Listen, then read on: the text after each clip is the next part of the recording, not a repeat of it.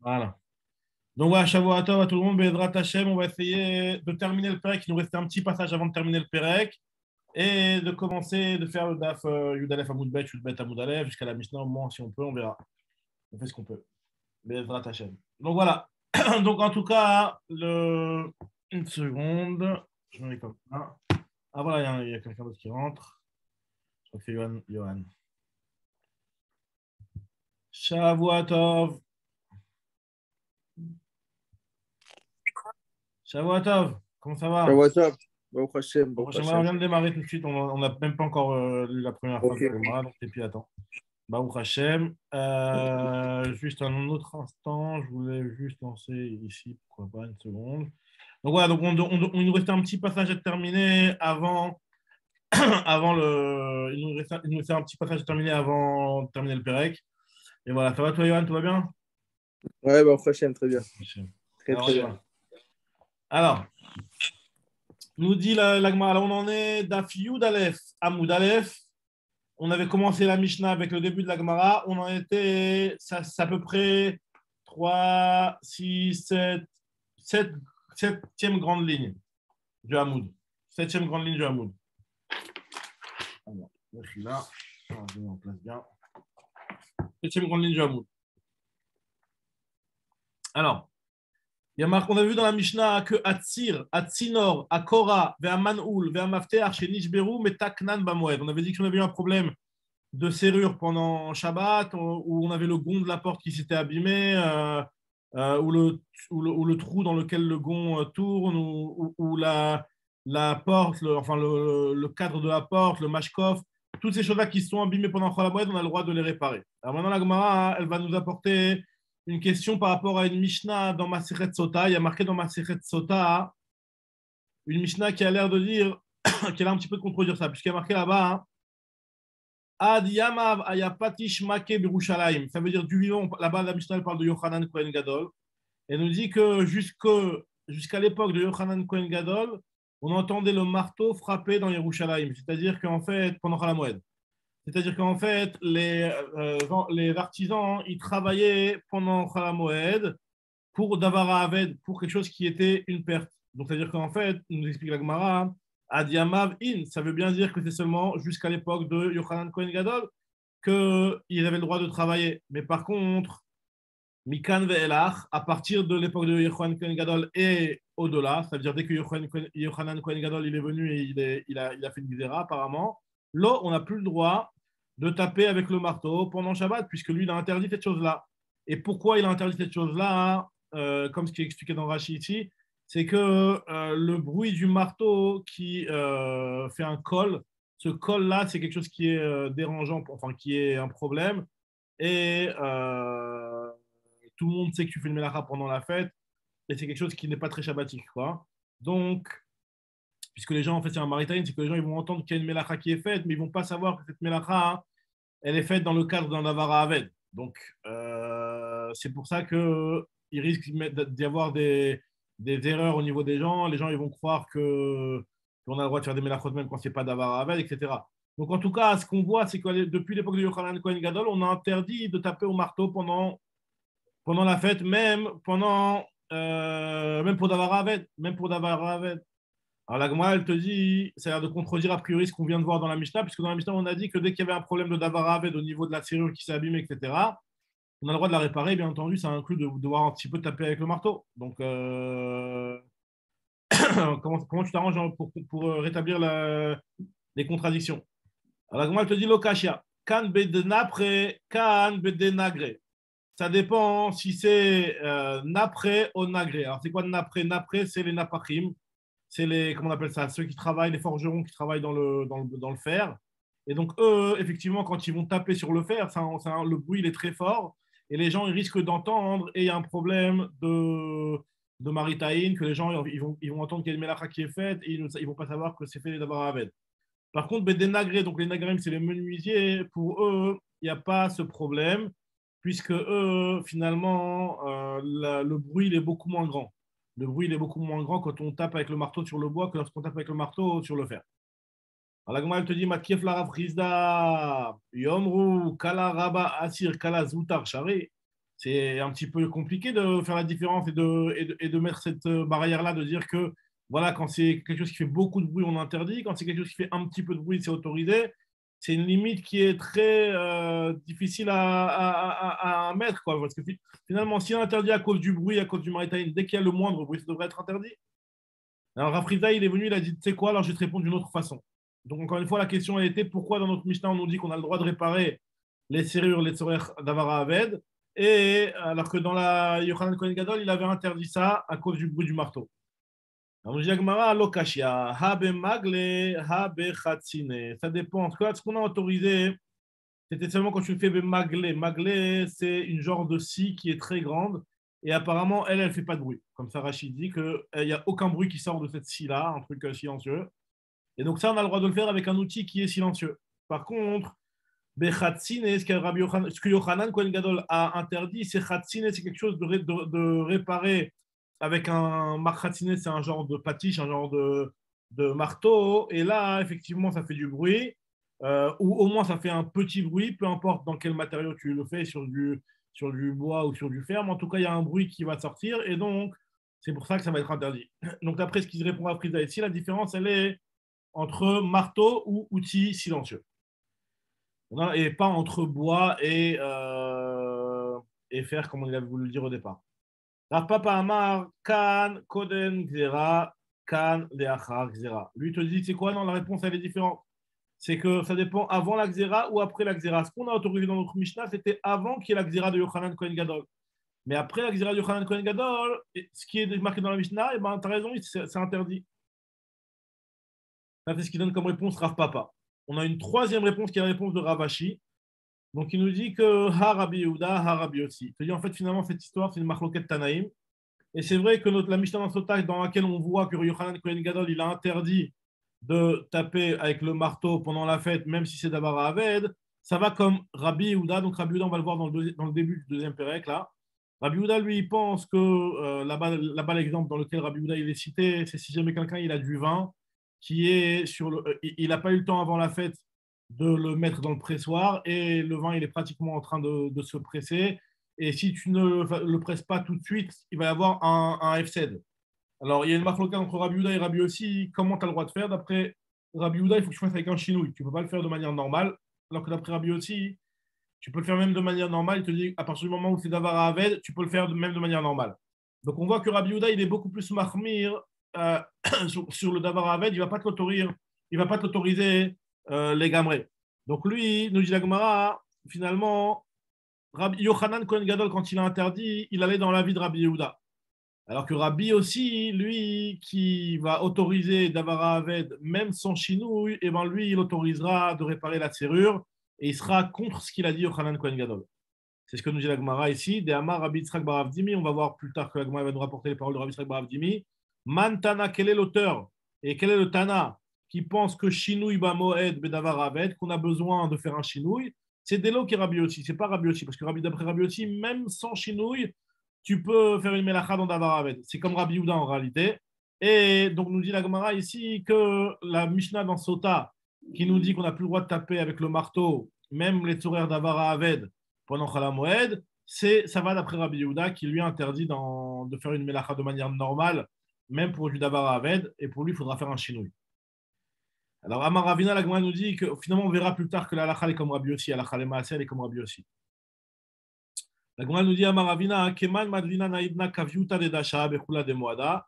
Sur qui s'appuie-t-on-nous pour à Chol HaMoed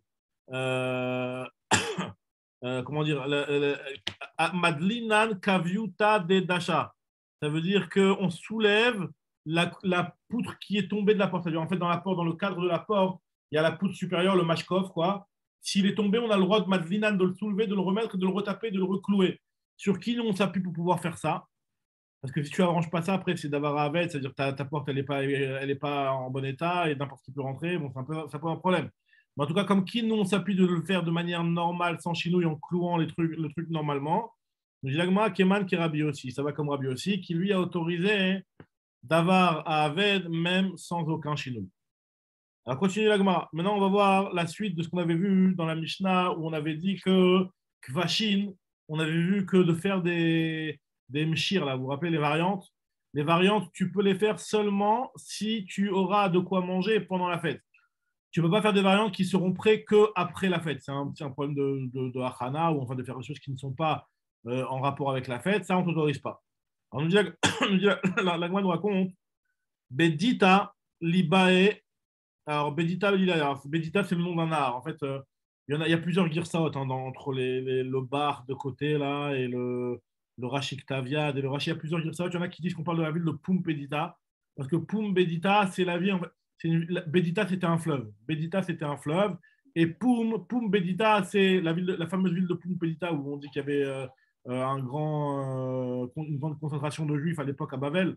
Donc la ville de Pumbedita, c'est la ville qui est sur le fleuve de Dita. Comme tu dis, je ne sais pas moi, Neuilly-sur-Seine ou un truc comme ça. Donc Pumbedita, qui est sur le fleuve de Bedita. En tout cas, Bedita, c'était un fleuve. Et nous dit la Gemara, Libae, il y avait un endroit. Alors, comme ça, il y en a qui expliquent que Libae, c'était un endroit. Et là-bas, qu'est-ce qu'il faisait dans cet endroit, Bedita Libae, donc dans la ville de Libae, qui était sur le fleuve, sur les rives du fleuve de Bedita, lui, cavrait. Qu'est-ce qu'il faisait? C'est qu'il détournait le Nahar pour pouvoir chasser, enfin, pêcher des poissons. Cavrer, c'est des poissons. Cavrer, c'est des poissons. On va voir. Dans la Gemara, là, on va voir plein d'halachot par rapport à la manière où on a le droit de chasser des poissons, sachant que quand tu vas faire des grands pièges pour les poissons, ben, des fois, ça va arriver que finalement, tu vas en avoir beaucoup plus que ce que tu en avais besoin. Qu'est-ce que tu vas faire de ce qu'il y a en plus? Est-ce que tu vas devoir le jeter? Tu vas pouvoir le saler pour le garder par la suite? Alors ça, on va voir maintenant un petit peu cette halakha. C'est un petit peu en rapport avec ce qu'on a dit par rapport aux variantes, puisque les variantes, c'est ça, c'est de prendre quelque chose et de mettre du sel pour pouvoir le conserver. Alors là, on te dit cavrer. Donc eux, cavrer, ils prenaient les poissons. Et Azil, Koul et Alma, ils sont tous partis pendant Khalamoed. Tsoud a été Kavra et ils ont chassé et pris des poissons, les Tsorech Hamoed. Mais vu qu'il y en avait beaucoup, beaucoup finalement de poissons, alors ce n'était pas forcément une quantité qui était. Il y avait beaucoup plus que ce qu'il y avait besoin. Donc, Sharal et Rava, les Mimlach Minayou, Rava, il leur a autorisé à saler une partie des poissons, ceux qui n'étaient pas nécessaires. Alors, il nous dit la Gemara, Amarle Abaye, Abaye lui a dit, Veatnan, comment tu peux autoriser, pour bien marquer que ce qui est autorisé de saler et de mettre en variante, c'est seulement ce que tu vas avoir besoin pendant la fête. Tu ne peux pas faire des variantes pour après la fête, tu fais une achana ici. Kvashin, Shiuyachol, Echol, Men, Bamoed, Kovshan, tu peux mettre en variante ce qui est nécessaire pour la fête, mais pas plus. Alors, Amarle lui a répondu, Rava Abaye lui a dit, Kevan de Meikara data de Achilaitin, ou puisqu'au départ, quand ils ont chassé, ils n'ont pas chassé avec une kavana depuis le départ d'avoir des poissons en plus. Eux, ce qu'ils ont fait au départ, c'est pour avoir de quoi manger pendant la fête. Et après, il y en a eu en plus. Donc, ce n'était pas voulu, ce n'était pas prévu. Alors, ils savaient que logiquement, quand tu vas aller utiliser ces méthodes de pêche, tu allais forcément en avoir plus. Mais leur but principal, c'était d'avoir ce qui était pour eux le besoin de la fête. Donc, c'est pour ça que je leur autorise ce qu'il va avoir par la suite, je leur autorise à le conserver. Donc, si tu leur laisses le reste, ça va se perdre. Finalement, on va considérer que les poissons qui sont là, c'est comme de la srora qui est en risque d'être perdue. Vécharé, donc c'est pour ça que je l'autorise. Alors, il y en a qui rapportent l'histoire que Rava, il a carrément autorisé plus, il a autorisé les khatrila, Vekadamre Charaleu, Rava, Metzad, Mezal, Aitoua, Obimla. C'est-à-dire que les khatrila, il leur avait autorisé Rava à aller à un endroit où ils allaient pouvoir en chasser beaucoup. Et pour pouvoir en obtenir, même si finalement il allait en avoir plus que ce qui est nécessaire pour la fête. Donc, d'après le premier Lachon, c'était Bediavad un petit peu, qu'ils se sont rendus compte qu'il y en avait plus. Et ils se sont rendus compte qu'il y en avait plus. Et donc, c'est pour ça qu'il leur a autorisé. Tandis que là, dans le deuxième Lachon, c'est carrément, il leur a autorisé les Khatrila à chasser. Très bien. Alors maintenant, continue à Amarle à Abaye. Abaye, il a dit à Rava, hein, il lui a dit, donc d'après le deuxième Lachon, donc d'après le deuxième Lachon, c'est encore plus caché, puisque d'après le deuxième Lachon, carrément, les Khatrila, il a autorisé à chasser, même avec l'intention d'aller en saler ce qu'il allait avoir en plus. Alors, Ve'a anan kvashin shu yachol le'ochol ba'moed kovshantnan, il y a marqué seulement ce que tu peux manger pendant la fête. Alors, il lui a dit, c'est vrai, tu as raison, mais en réalité, ce que je vais saler, il est quand même mangeable pendant la fête. Amar lui a dit, Rava, anami mit achle agav itzatsa. Si tu les rinces bien, alors itzatsa, c'est-à-dire si tu les presses, si tu les essores, et ben finalement, tu pourras les manger. Alors, si tu. Attends, une seconde. Alors, si tu les essores, tu pourras les manger. Donc, ça veut dire que finalement, c'est quelque chose qui est accessible et qui est utilisable pendant la fête. C'est pas parce qu'il les a salés que ça va être impossible à utiliser pendant la fête. Alors, très bien. Alors, qui a des Shmuel, la Gemara nous raconte, comme ce que Shmuel, il y a eu plusieurs histoires avec Shmuel, donc la Gemara va apporter, enfin, une histoire avec Shmuel en tout cas. Des Avdoul Shitin Itzatse, ils lui ont essoré 60 fois un poisson et puis après, il a pu le manger. C'est-à-dire, ils lui ont apporté des poissons qui étaient salés, qui étaient en variante, comme ça, enfin, qui étaient conservés dans leur sel. Enfin, c'était même pas en variante, c'était conservé dans leur sel. Et il les a rincés beaucoup de fois, même une soixantaine de fois, et après, il a pu le manger, Ve'achal, il l'a mangé. Donc, on voit finalement qu'un poisson, c'est pas parce qu'il est salé qu'il est plus mangeable. Donc, il lui a dit, donc moi, ces poissons-là, ils sont encore mangeables. Comme ça, Rava, il a voulu répondre à Abaye. Alors, encore, la Gemara nous rapporte encore une histoire. Rava, Ikla, les Beresh Galuta. Une fois, Rava, il est arrivé, il a été invité par Resh Galuta. Et Ve'avdi, les Shitin Itzatse, et ils lui ont apporté aussi des poissons qui étaient salés dans leur sel. Et donc, il a dû le rincer 60 fois pour le manger. Et il a pu le manger. Comme ça, il te prouve que tu vois bien qu'un poisson, même s'il est salé, il est encore mangeable. Tu le rinces, il va être mangeable. Il peut être mangeable sur place. Même, c'est pas qu'après la fête qu'il va être mangeable. Il va être mangeable même pendant la 60, fête. c'est quoi le mot? Chitin, c'est 60? Chitin, c'est 60. Et Atitse, c'est essoré, quoi. Si tu vas l'essorer ou tu vas le rincer. Pourquoi Dafka 60? Je sais pas pourquoi. Shishim, c'est pour dire arbé, en fait. Comme ça, il explique Rashi. Rashi dit que ça veut dire arbé. Comme ça, il y a la correction du rachash. Et il dit en fait que le mot chitin, c'est l'avdavka, c'est juste une histoire de dire, comme je dis, c'est 100 fois, quoi, 1000 fois. Quoi. C'est pour dire beaucoup. Comme ça, le rachash, il explique que ça, sur le mot chitin, le rachash, il fait la remarque que tu demandes. Il dit pourquoi mettre tu marques 60. Et il dit parce que chitin, c'est juste pour dire beaucoup. Quoi. C'est pas pour. Examen, quoi. Ouais, exactement. Il faut dire qu'on a beaucoup rincé. Continue la Gemara. La Gemara nous rapporte encore une histoire avec le poisson qui avait été mis dans du sel et qu'on a pu manger en le rinçant. Rav Ikla Lebe Rav Shapir. Rav, il est arrivé dans la maison de Rav Shapir. Et donc, c'était une personne qui s'appelait comme ça, un Rav qui s'appelait comme ça. Et Aïtou et Kamayu Aoukavra, ils lui ont apporté un poisson Silta Bishula, qui était un tiers de ce poisson-là. Il était cuit dans de l'eau.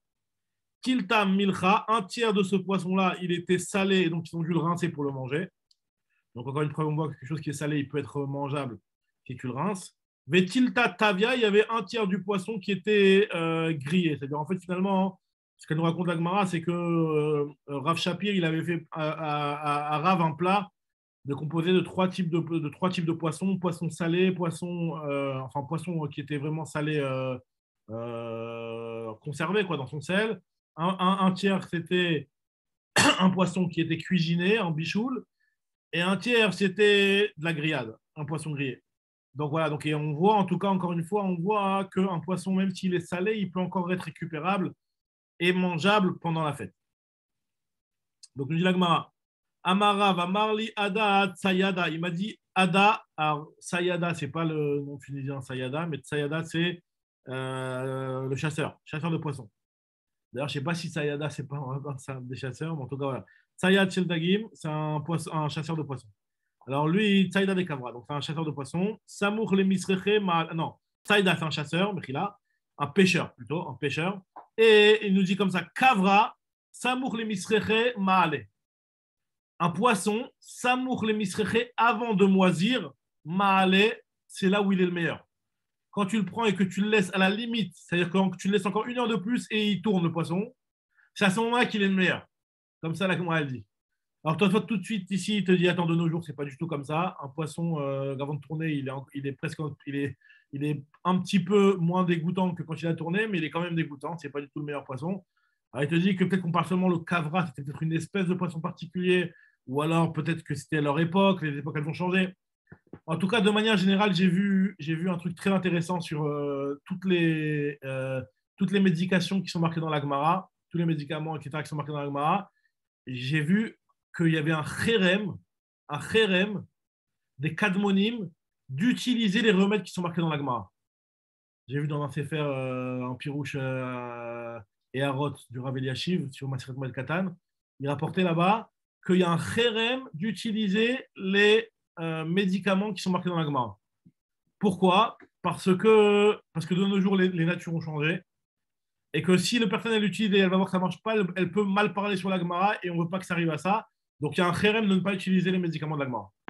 En tout cas, voilà, bon, là, en tout cas, on te dit que ce poisson-là, il est bon avant de moisir, mais bon, Un peu comme voilà, dans Shabbat, là. c'est quand même à éviter. Hein ? C'est Yohan ? Non, comme dans Shabbat, là, ils avaient brûlé le Sefer où il y avait toutes les réfouates, là, non? Ouais, c'est vrai aussi. Là-bas, tu étais plus dans l'idée il allait plus être Perdre sommaire des sur Hachem. Mouna. C'est un petit peu dans une Perdre autre des idée. Mouna. Ouais, Là-bas, c'est des perdre des réfouates Mouna. qui marchaient Ouais. mamage. Tandis que là, c'est parce que comme la nature, elle a changé, alors on a. Ouais. En tout cas, on dit la Gemara, Ve'amar Rav, Amar li Adat Sayada, donc il m'a dit Ada, le chasseur, le pêcheur, que Kavré, le poisson, Kavra, le poisson, donc comme ça, il faut le manger. Tavioa be'achva, alors regardez, la Gemara, elle te dit un petit peu derrière Machal. Grille-le dans son frère. Alors, c'est quoi son frère ? C'est quoi le frère du poisson ? Le poisson où il a grandi. Le père du poisson, c'est l'eau. Dans l'eau, il y a du poisson, il y a du sel. Donc, le frère du poisson, c'est le sel. Donc, grille-le dans son sel. Asuke be'avua. Et il faut le tremper dans son père. C'est qui le père du poisson ? C'est l'eau. Le poisson, il a grandi dans l'eau. Donc, en fait, pourquoi ça s'appelle le père ? Ils expliquent les Mefarshim, Rashi a marqué ici, parce que finalement, le poisson dans les Maaseh Bereshit, il a été formé à partir de l'eau. C'est l'eau, à partir de l'eau que Kadosh Baruch Hu, il a formé les poissons. Donc, c'est pour ça qu'on considère que le père de poisson, c'est l'eau. Maintenant, donc, faut le griller dans son sel, c'est-à-dire dans son frère, et le rincer dans son père, dans l'eau. Michal Bébré, le manger dans son fils. C'est quoi le fils du poisson ? C'est-à-dire le produit du poisson, c'est-à-dire le jus de poisson, quoi. Mange-le dans son jus de poisson et ishte ale avoua et bois par-dessus son père, c'est-à-dire bois un petit verre d'eau avec et voilà, et puis tu as ton poisson, ton kiff, quoi. Ve'amar Rav, amar li Adat Sayada, encore une fois, Adat Sayada, il m'a dit Kavra, que le poisson tachlé. Alors le tachlé, c'est soit il y en a qui expliquent que c'est les ténim, il y en a qui expliquent que c'est les chachlaïm, c'est une genre d'herbe comme ça. Ve'chalaba et le chalav. Donc ces choses-là, ils sont très pas indigestes, mais oui, indigestes en fait. Hein. C'est qu'ils sont très, ils sont très lourds. Et finalement, nous dit la Gemara, liton goufa velo liton puria. Il faut mieux que ton corps il porte cette nourriture-là et attendre, va faire de la marche ou un truc comme ça avant d'aller dormir. Velo liton puria. Et il ne faut pas que ce soit ton lit qui porte cette nourriture-là. C'est-à-dire qu'en fait, faut que tu ailles pour aller dormir. Il ne faut pas aller dormir avec ces choses-là plein le ventre. C'est un petit peu un petit peu pas comme la DAF où on sait qu'après la DAF on est Hayav Mita avec un tête, mais en tout cas ces trucs-là il ne faut pas aller dormir tout de suite, d'accord. Amar Rav, Amar li Adat Sayada, encore Adat Sayada il m'a dit Kavra, Tachle Vechalba, donc ces trois choses-là qu'on a citées, donc le poisson, les figues et le lait, ou alors il y en a qui disent Tachla, c'est les shichlaim, c'est des verbes là. Maya Velo Shichra, il faut boire de l'eau avec, pas un alcool. Et si tu veux boire un alcool, eh ben, tu vaut mieux boire de l'alcool et pas du vin. De la bière et pas du vin. Shichra Velo Khamra, il vaut mieux boire du shechar, un autre alcool que le vin. Chazak ou Baruch, Adran Alach Mashkin Betashlachin, donc Baruch Hashem. On a fini le premier Pérec de Masechet Moed Katan. Pérec très très important. Donc là, on va faire un Pérec éclair. C'est un Pérec de 2 jours, de 3 jours. Pérec Miché Afar, mais qui est hyper important au niveau des halachot. Ah, il y a un docteur qui rentre. Il y a un docteur. Au niveau des halachot de Chol HaMoed. Très très importante. Ah, voilà, il y a un docteur. Shavuatov, Shavuatov, Shavuatov. Votre, ça va? Baruch Hashem, ça fait plaisir Je suis de. décalé avec l'heure, Oui, j'ai même pas avec le réalisé. Shabbat en France. J'ai même pas réalisé par rapport à ça. J'aurais dû décaler un petit peu le chiot peut-être par rapport à ça. En tout cas, non, Non, on a y a pas de terminé problème. Je vais l'écouter en différé. voilà, on a terminé les dernières lignes du Pérec. Là, on commence maintenant le deuxième Pérec. On est d'Afiou d'Alef à Mouvet. D'accord, On allait tout de suite commencer le deuxième Pérec. Donc, Baruch Hashem. d'accord. Donc, J'écouterai le en tout début. cas, Merci. le deuxième Pérec, Allez. c'est un tout petit Pérec. Un Pérec de 2-3 dapim, mais qui est très important. Comme on va voir tout de suite, il donne beaucoup d'halachot de Chol HaMoed. Il y a aussi sur le passage des halachot de Avelut, de deuil qui sont apportés. On va voir. On va voir un petit peu comment on appelle ça, les différentes halachot qui sont citées ici. Alors, on va parler beaucoup du Inyan de Davar Ha'aved. Donc, ce qu'on autorise à Chol HaMoed, les choses qui sont une perte pour la personne. Donc, on avait déjà vu que Davar Ha'aved, on autorisait à Chol HaMoed dans la mesure où il n'y avait pas une trop grande fatigue, etc. On va voir plusieurs discussions et plusieurs points par rapport à Davar Ha'aved. Et comme un petit point qu'on venait de citer juste avant, à savoir est-ce on doit faire un chinouille forcément quand c'est quelque chose qui a une perte, donc tu peux le faire même sans chinouille. On avait vu qu'il y avait une marloquette entre Rabbi Yehuda et Rabbi aussi. On va revoir cette marloquette-là aussi. En tout cas, la Gemara, elle commence comme ça. Elle nous raconte. Alors voilà, avant de démarrer la lecture de la Mishnah, d'abord il faut introduire comment ça se passait la fabrication de l'huile. Je ne sais pas si de nos jours c'est exactement la même chose, mais en tout cas, la fabrication de l'huile, elle était faite en plusieurs étapes. La première étape, c'est qu'on prenait les olives et on les mettait ensemble dans un truc qui s'appelait le me'atan. Le me'atan, en fait, c'était un endroit où elles étaient compressées, les olives. Et en fait, pour l'instant, on faisait rien. On faisait rien. Et on les laissait comme ça plusieurs jours. Et en fait, le fait qu'elles soient compressées, les olives, ça fait qu'elles vont s'attendrir. Elles vont s'attendrir avec la chaleur du fait qu'elles soient plein d'olives au même endroit. Donc, avec la chaleur, ça va un petit peu les amollir et elles vont être beaucoup plus, elles vont être beaucoup plus faciles après à presser pour donner une bonne huile. Et juste après, on les prenait, ces olives-là, et on les mettait dans le pressoir et on les pressait. Première presse. Ça, c'est la première presse, c'est la meilleure huile. Ensuite, qu'est-ce qui se passait? C'est qu'il restait après les olives qui étaient un petit peu déchiquetées comme ça. Et on récupérait encore, on essayait encore de represser une deuxième pression, troisième pression. C'était des pressions qui étaient de moins bonne qualité, mais voilà. En tout cas, nous, ce qui va nous intéresser pour l'instant, c'est quelqu'un. Voilà, le début de la Mishnah, je vous le lis. Misha Fachet Zetav Ve'iro Evel. Alors, premier cas, c'est quelqu'un qui a Afachet Zetav. Afachet Zetav, c'est-à-dire qu'il les a mis dans le premier appareil que je vous ai dit, le Me'atan, c'est-à-dire un appareil, un genre d'endroit où les olives elles vont être compressées les unes contre les autres et il n'y a pas pour l'instant de pression. Ce n'est pas une pression qui est faite par une machine qui va appuyer. En fait, c'est juste, elles sont serrées dans un endroit où elles sont compressées comme ça naturellement. Alors là, celui qui a mis ses olives dans cet endroit-là, et donc l'étape suivante, c'était de les presser juste après, une fois qu'elles sont bien à point. On vérifie avec un petit bâton, on vérifiait si les olives elles étaient à point. Et si elles étaient à point, on pouvait les presser. Maintenant, le problème, c'est que si on ne les presse pas au moment précis où elles sont à point, hein, bah, elles vont s'abîmer, les olives. Tu les laisses un jour, 2 jours de trop, et elles vont s'abîmer.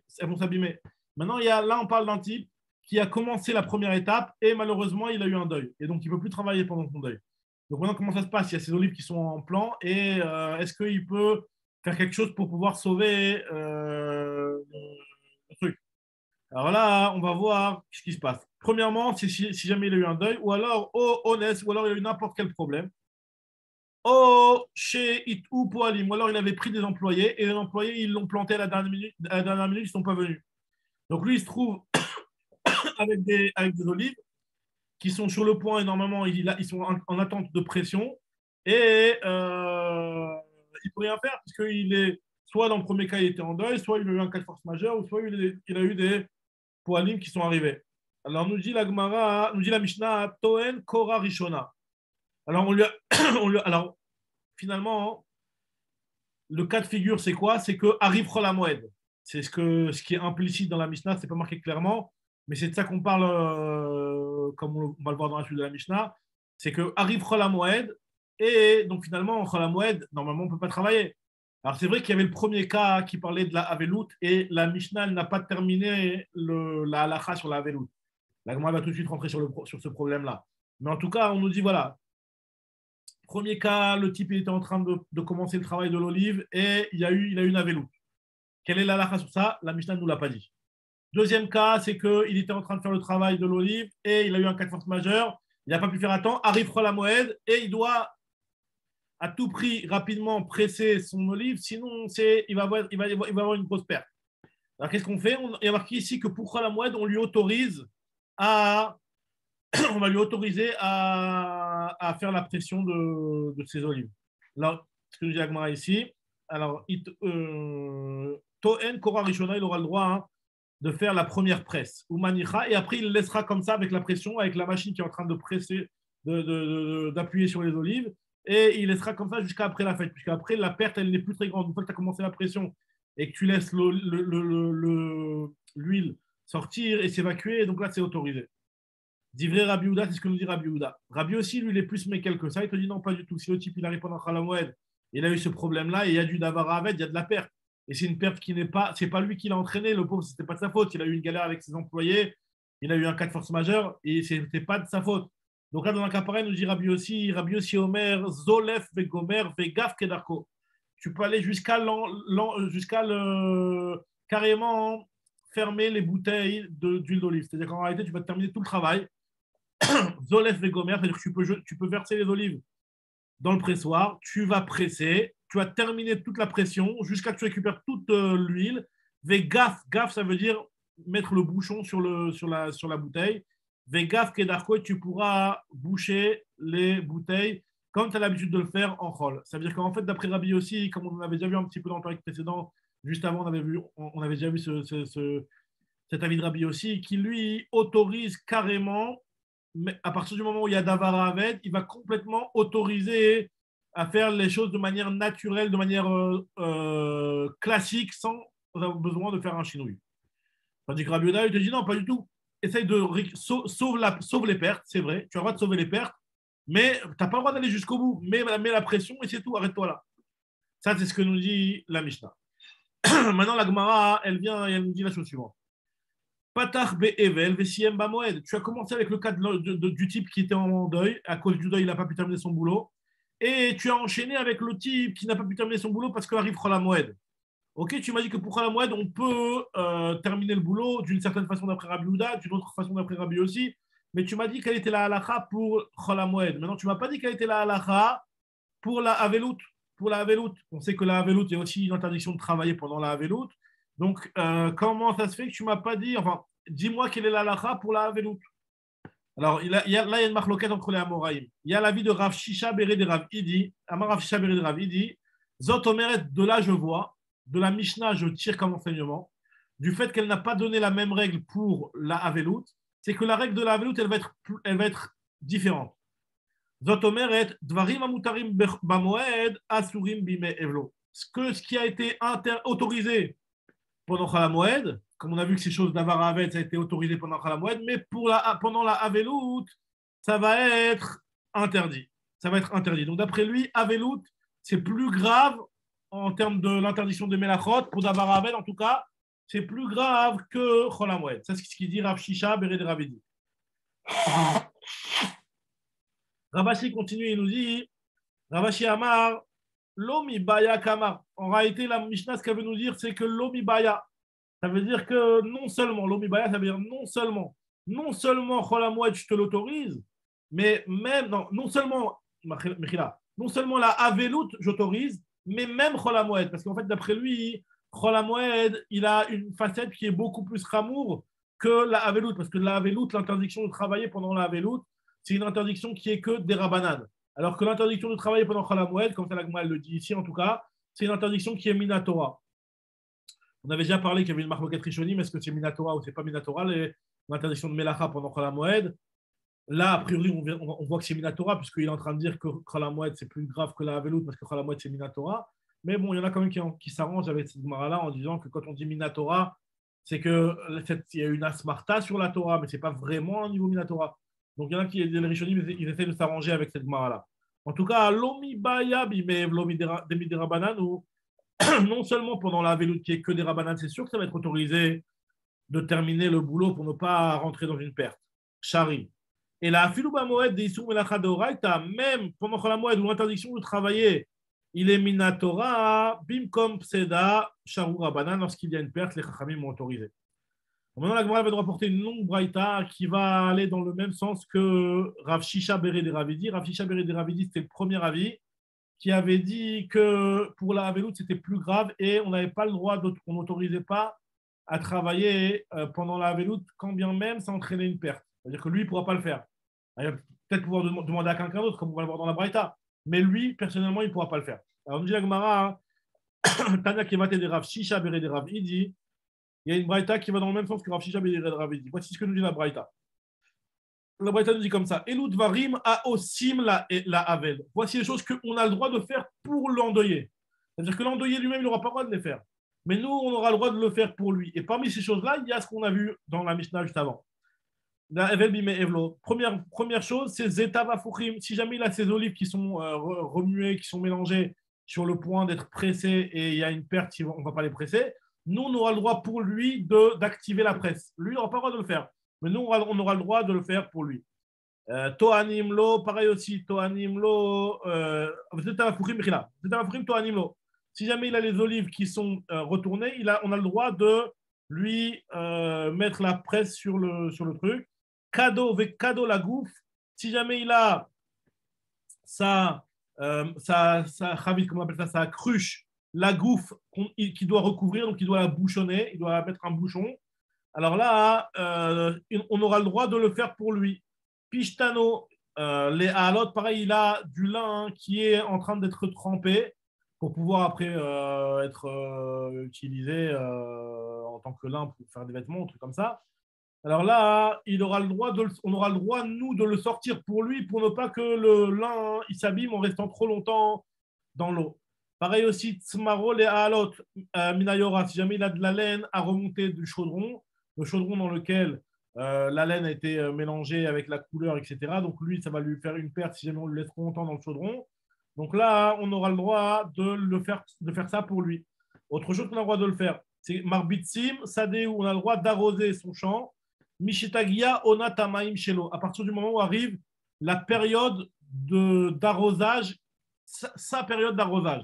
Alors, il explique Rashi, en fait, qu'on parle ici d'un cas où il y a une association de paysans qui ont plusieurs champs et chacun arrive, je ne sais pas moi, une fois par semaine, peut-être, je ne sais pas combien de fois par semaine, ils ont un tour de rôle, il y en a un qui va arroser les champs de tout le monde.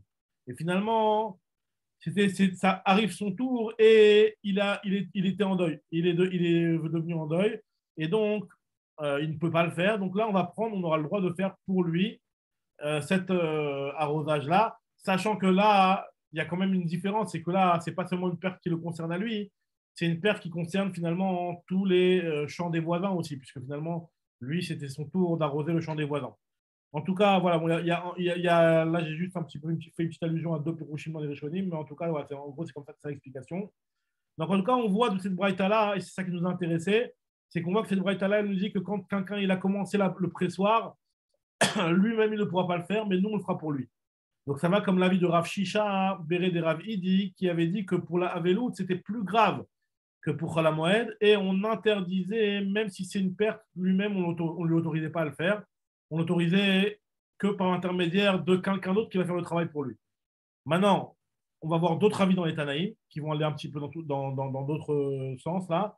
Il y a par exemple l'avis de Rabbi Yehuda qui nous dit, Rabbi Yehuda Omer, Avzorim lo sadenir, on peut carrément lui semer un champ qui a été labouré. D'accord? Donc ça, ce champ qui est labouré, qui est prêt à être semé, à chaque fois qu'on va retarder la semence de ce terrain-là, bah finalement, ça va quelque part, ça peut être nuisible pour le terrain. Alors lui, Rabbi Yehuda, il autorise carrément de lui semer le terrain, sachant qu'il va attendre les 7 jours de deuil, il pourrait le faire lui-même, mais on va pouvoir le faire pour lui.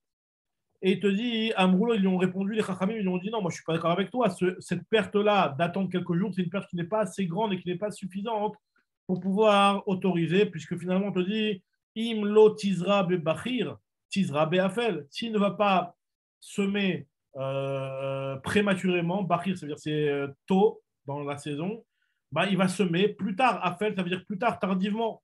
C'est pas grave s'il va semer tardivement, même si des fois ça peut entraîner des pertes, ça peut être nuisible, mais c'est pas une perte qui est assez importante pour pouvoir autoriser carrément de faire un travail pour lui. Imo Tizra Pistan, Tizra Minacher, pareil, si jamais c'était quelque chose, ouais, donc j'étais une ligne, Mechila. Zorino Denir, Sadeo Pistan, tu peux lui semer un champ qui était réservé pour faire du lin. Alors le lin, apparemment, c'est quelque chose qui a une valeur ajoutée, qui est quelque chose qui a une valeur plus grande que certaines autres espèces. Alors, il lui dit, c'est pas grave. C'est vrai que là, pendant ces 7 jours-là, s'il va pas, la semaine de deuil qu'il a, s'il ne va pas mettre du lin, et ben, il ne pourra plus faire le lin. Mais il fera une autre espèce. Alors, il va perdre un petit peu d'argent, mais ce n'est pas une perte qui est assez importante pour justifier de travailler à sa place. Maintenant, Rabbi Shimon ben Gamliel, lui, il est encore plus méquel. Il te dit que si jamais il n'a personne qui peut lui faire le truc, il pourra le faire lui-même. Il te dit, Rabbi Shimon ben Gamliel Omer, Zeta Vafuchim, si jamais il a ses olives qui sont renversées, c'est-à-dire qu'ils sont sur le point d'être pressés, en attendant d'être pressés, Ve'en Sham Uman Elaou, il y a la seule personne experte dans ce domaine, c'est lui, et donc il est le seul à savoir comment s'y prendre. Alors là, pareil aussi, Kado Lagouf, il a sa cruche à bouchonner, et En Sham Uman Elaou, il n'y a personne qui s'est bouchonné à part lui. Pistano Lealot Mina Mishra Vesimbo Lealot Mina Yora Ve'en Sham Uman Elaou, pareil pour le lin et pour la laine. Il n'y a personne d'autre qui est capable de le sortir du chaudron à part lui.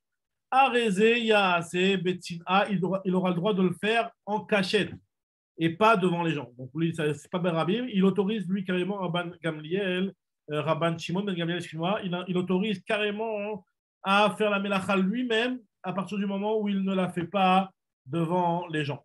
Maintenant, l'Agma, elle continue, elle te dit. L'Agma continue, elle te dit que Yater, enfin c'est toujours la même braïta, Yater Alken Amar Rabban Shimon Ben Gamliel.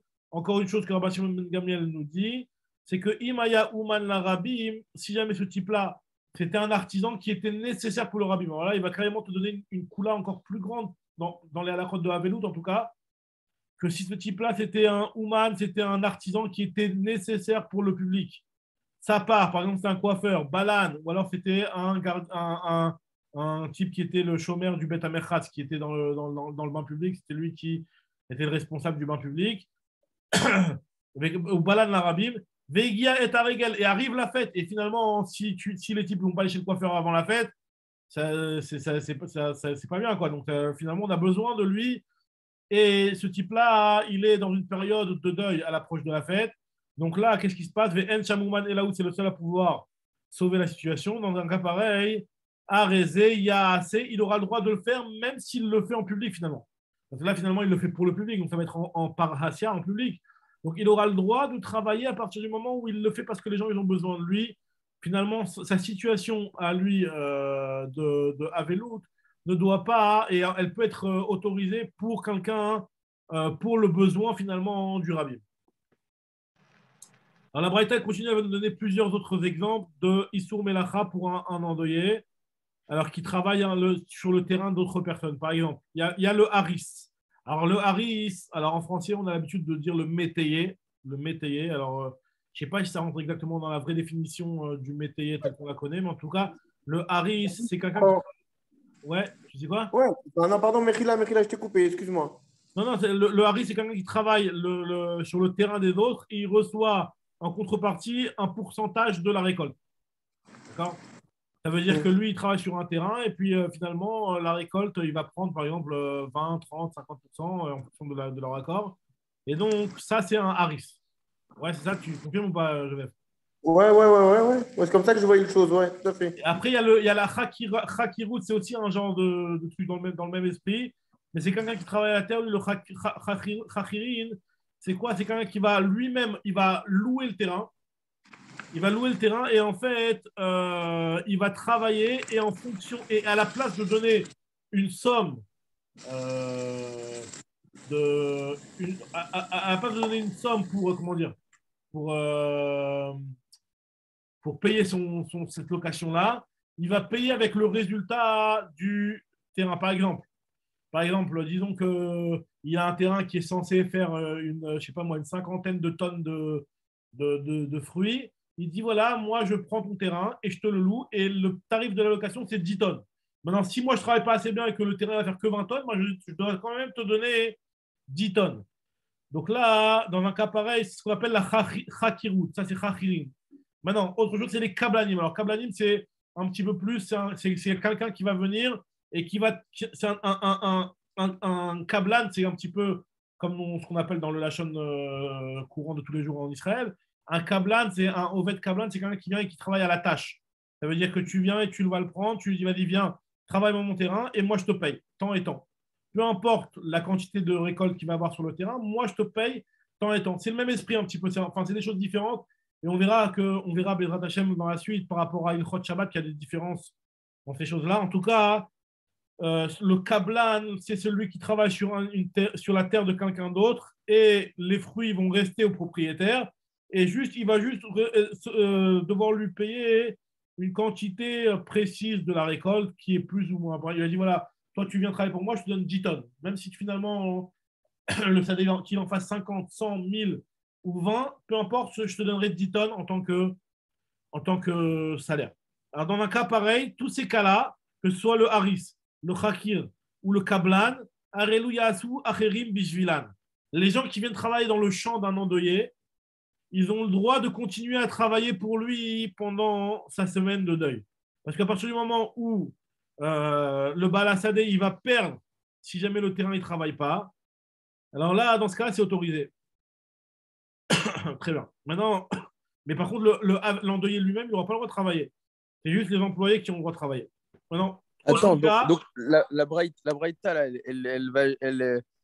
elle va pour nous montrer que finalement la veloute c'est plus Hamour que la. Voilà, non, finalement, nous au départ, tu as raison. Au départ, la Braïta, on l'a rapporté pour la première avis de Vitanakama où on voyait qu'il pensait comme Rav Shisha pour nous montrer que la veloute est plus Hamoura que le Cholamoed. Après, on a apporté d'autres avis. On a apporté l'avis de Rabbi Shimon ben Gamliel qui lui disait que si jamais il n'y a personne, il peut le faire lui-même. Si jamais on a besoin de lui, il peut le faire lui-même. Et on te donne d'autres halakhot maintenant. La Braïta te donne encore d'autres halakhot par rapport à l'interdiction de travailler du Havel. Et elle te dit que, par exemple, si jamais il y a des gens qui travaillent sur les terrains du Havel et il va y avoir une perte, si jamais ils doivent s'arrêter pendant la semaine de la Havelout, eh ben, ils peuvent continuer à travailler. Voilà, on te donne des halakhot par rapport au Issour Melacha qui concerne le Havel. Par exemple, aussi, on te dit à Khamarim. Alors, Khamarim, c'est quoi les Khamarim? C'est les transporteurs de l'époque. Khamarim, c'est ceux qui avaient des Khamorim, qui avaient des ânes. Et ils se proposaient leur service pour pouvoir pour faire du transport, quoi. Pareil aussi, les Gamalim, c'est la même chose avec leurs chameaux. Un Gamalim.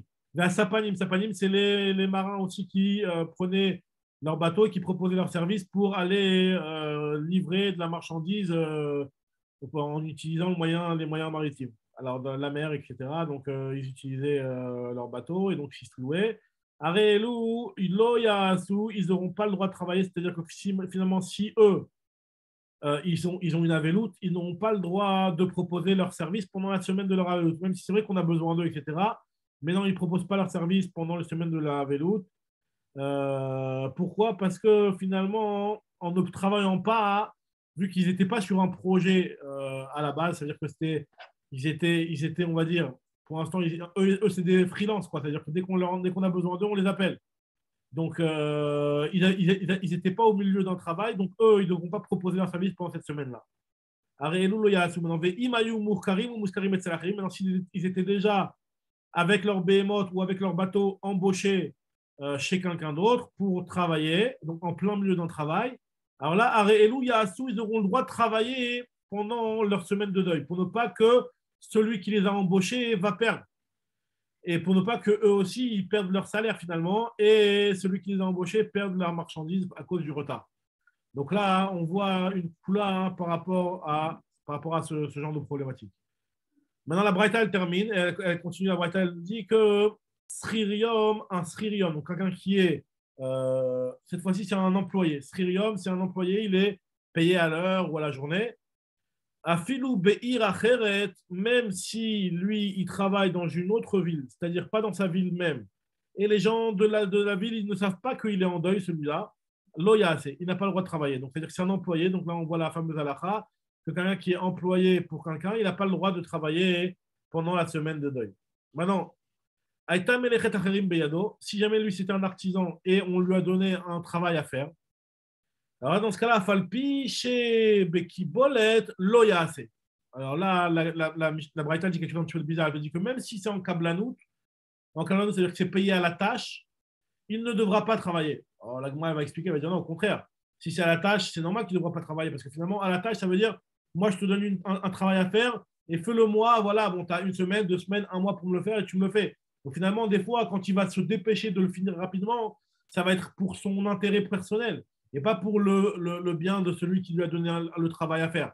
Donc là, dans ce cas, c'est normal que quand c'est une Kablanouche, tu ne devras pas le travailler. Donc ça veut dire quoi quand tu me dis Afalpi chez Oubé Kablanouche? Moi, tout de suite, elle s'étonne. Elle te dit Afalpi chez Bekibolet.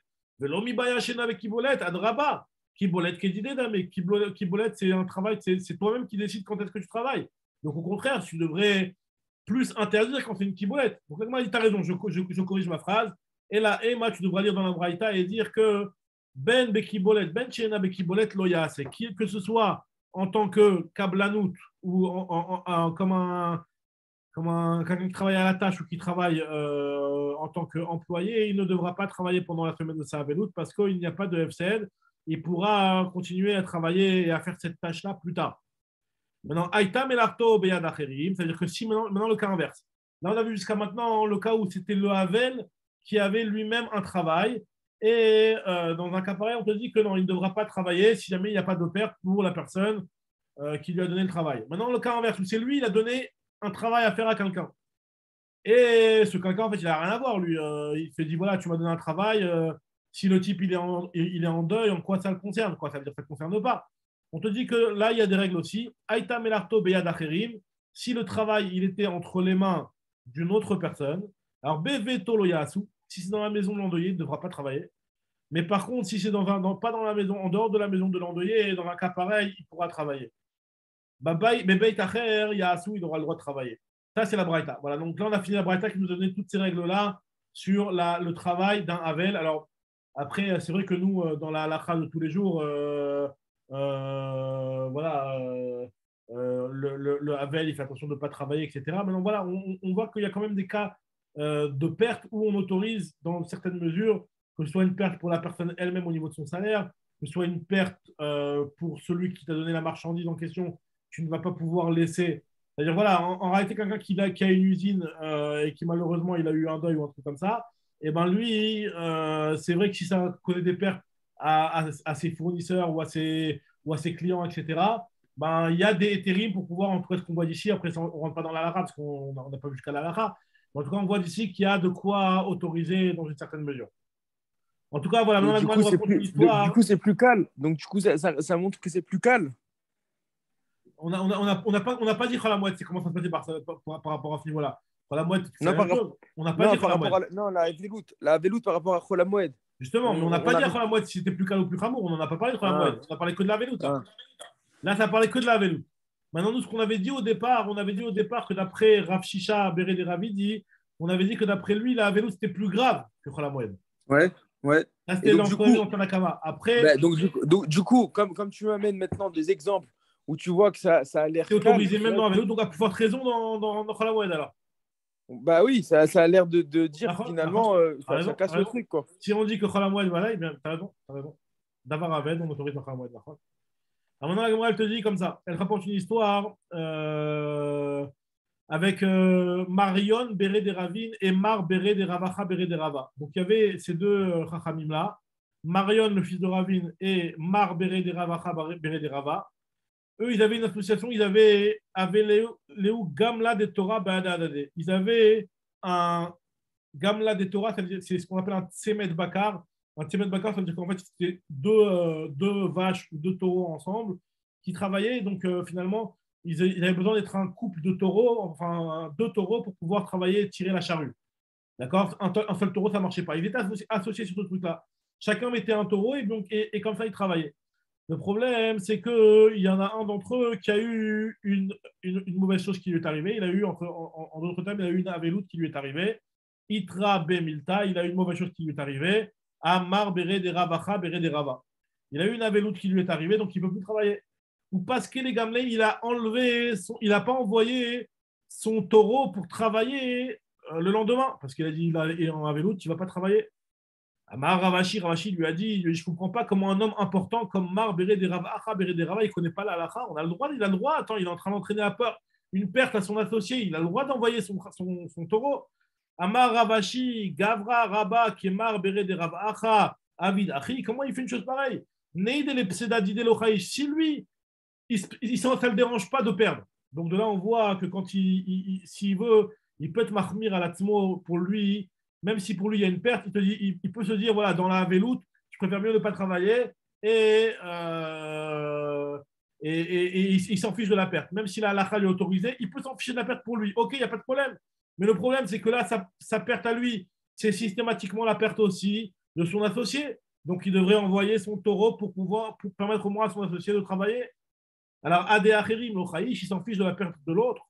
Et Atania, pourtant, il est marqué dans la Braïta. Si jamais il avait ses behemoths ou son bateau qui était employé ou engagé chez quelqu'un d'autre pour une mission, alors dans un cas pareil, Are Elou Yassou, ils auront le droit de travailler. Donc finalement, comment ça se fait que Marbéré des Ravacha, Béré des Rava, il a autorisé une chose pareille?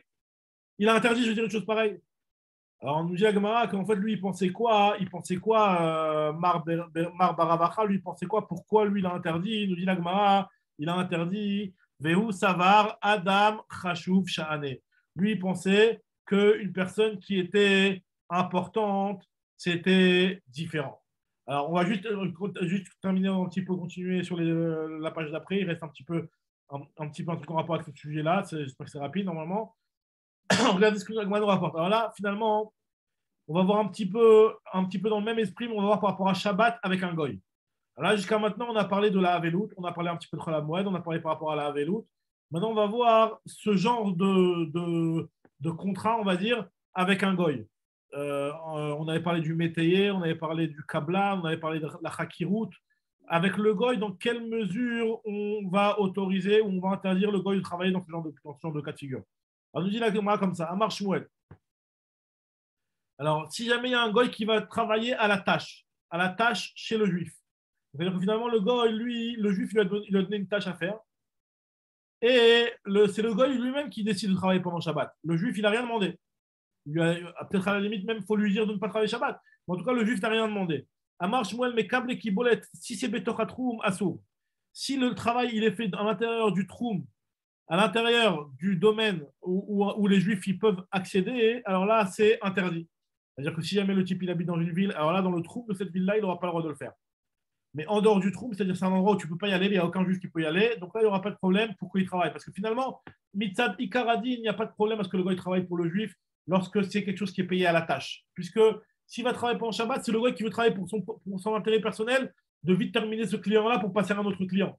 Donc finalement, il travaille dans son intérêt, le goy. Maintenant, dans un cas où c'est à l'intérieur du trou, il y a un problème de maritaïm. C'est que les gens ils vont voir ça, ils vont se dire attends, c'est le juif qui a demandé au goy de travailler pendant Shabbat. Et Vadaï, que si le juif il demande au goy de travailler pendant Shabbat, c'est interdit. Donc les gens ils vont mal interpréter la situation. Donc à cause du maritaïm, on dit que c'est interdit quand c'est à l'intérieur du trou. Donc Betochatroum Assour, Nechous Latroum, c'est Moutar. Et Amara Papa, la flou la trouve, no amran et la deleika mata de mikrave la atam. Aval ika mata de mikarva la atam assour.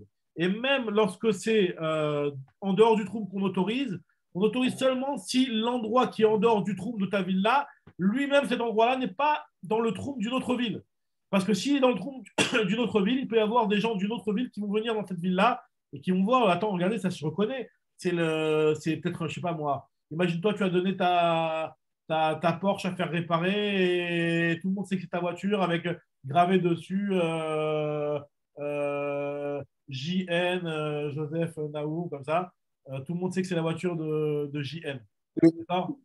La notion, le moussag de Maritaïn, c'est un Ouais. moussag de quoi? Des Rabanan? Il est Chaim Malkout? C'est quoi ce moussag Non, de c'est du dérabanan. Maritaïn, c'est que du dérabanan. Oui, Maritaïn, c'est que les Chachamim ont interdit et les Chachamim se sont souciés à ce que ton action ne donne pas de mauvaise interprétation. Même si celui qui va interpréter, il va se tromper, tu aurais peut-être pu te dire tant pis pour lui qui se trompe. Non, les Chachamim, ils veulent que il n'y a aucune erreur, que ton comportement n'entraîne aucune mauvaise interprétation et aucun problème. Donc, c'est un problème des Rabbanan, Maritaïm. Maintenant, voilà, donc, imaginons le type, il a donné sa voiture à réparer dans un garage arabe.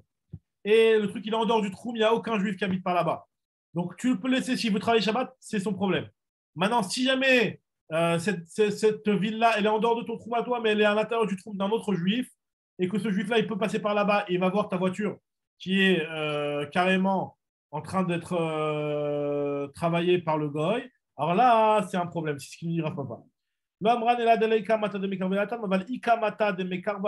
contre, si jamais il y a un village qui est proche de cet endroit-là, Assour, ce sera interdit de le laisser travailler Shabbat. Amarav Meshach, Sharav Meshach, il te dit, Vechileika Mata de Mikarva le Atam, même s'il n'y a pas de ville qui est approchée de là-bas, ce qu'on autorise, c'est seulement Shabbat et Yamim Tovim. Seulement Shabbatot et Yamim Tovim. Lo Amran et la Shabbatot ou Yamim Tovim. De lo shriche inche de le Atam.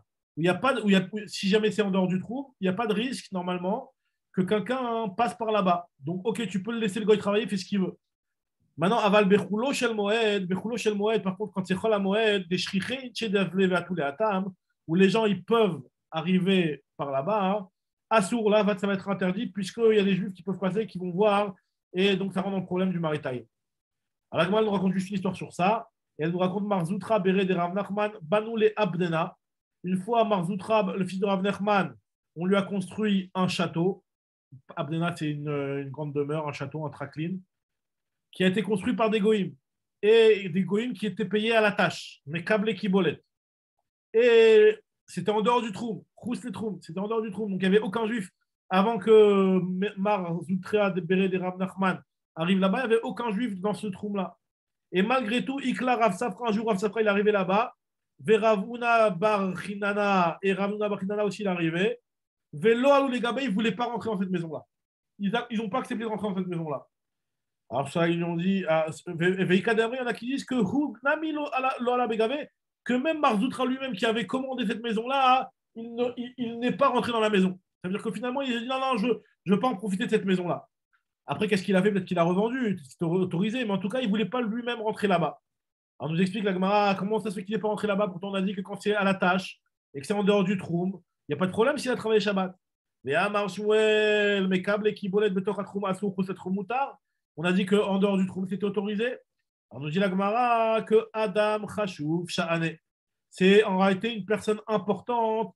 Ça a une règle différente, une personne importante. Et donc, c'est pour ça que lui, il n'a pas voulu rentrer parce qu'il s'est dit, moi, je suis important, dans le sens où c'était une personne de notoriété publique et qu'il avait une influence sur les gens. Donc, lui, il a préféré éviter de faire quelque chose, même si en réalité, c'était autorisé. Veika de Amré, il y en a qui expliquent que, en fait, tu sais pourquoi il n'a pas voulu rentrer, parce que Siyu a Siyae Betivna Badayu, parce qu'en fait, ces goïms-là, en fait, c'est vrai qu'ils travaillent à la tâche, mais Marzoutra, il les a aidés en leur fournissant le matériel de construction. Alors qu'est-ce que ça change? Puisque lui-même, il les a aidés dans leur travail, il a dit, c'est quoi? J'aurais pas dû les laisser travailler Shabbat. Si moi, je leur avais rien fourni, je leur avais juste donné la tâche, construisez-moi quelque chose, et ils vont me le construire en dehors du trou, le Shabbat, ils font ce qu'ils veulent, c'est leur problème. Mais à partir du moment où moi, je leur ai donné la marchandise et le matériau qui vont être utilisés pour la construction, donc là, c'est quelque chose qui pose un problème. En tout cas, c'est comme ça qu'il considérait.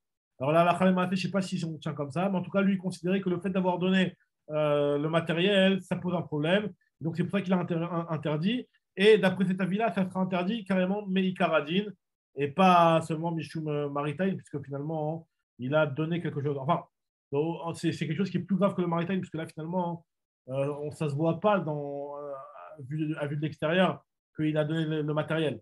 Mais malgré tout, lui, il a voulu s'interdire parce qu'il s'est dit, moi, j'ai fourni le matériel, j'aurais dû les empêcher de travailler le Shabbat. Ok, très bien. Alors, vous savez quoi, on va s'arrêter peut-être sur ce point-là. Ah non, il y a un petit Robin, une seconde. Je vois s'il y a un petit point juste après ou pas. Non. On va s'arrêter là. On reprend demain Binéder à Raframa Shara. Ok, Bezrat Hashem. On reprend demain la suite. Merci beaucoup, les amis.